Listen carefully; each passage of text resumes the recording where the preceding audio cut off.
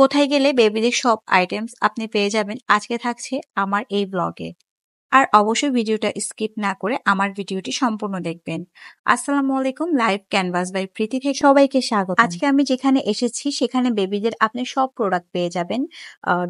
যারা নিউবর্ন বেবির জন্য সবকিছু কেনাকাটা করবেন চিন্তা করছেন তারা এখানে চলে যেতে পারেন। এখানে গেলে আপনি একসাথে সবকিছু পেয়ে যাবেন। তাছাড়া এটা হচ্ছে পাইকারি একটা দোকান। আমার বেবি হওয়ার আগেও আমি কিন্তু একটা লিস্ট করেছিলাম বেবি হওয়ার আগে যেসব জিনিসগুলো কেনাকাটা করতে হয়, কিন্তু এমন একটা দোকানে সবকিছু পাওয়া যায় তখন আমি এটা জানতাম না, যার কারণে আমি বিভিন্ন দোকান থেকে এটা ওটা কিনতে হয়। বাই দ্য ওয়ে, আপনাদের সুবিধার্থে আমার এই ব্লগ ভিডিওটা বানানো। আমি এখানে কালেকশন বলে শেষ করতে পারবো না, যার কারণে দেখিয়ে দিচ্ছি। এখানে হিউজ পরিমাণ জিনিস আছে বাচ্চাদের।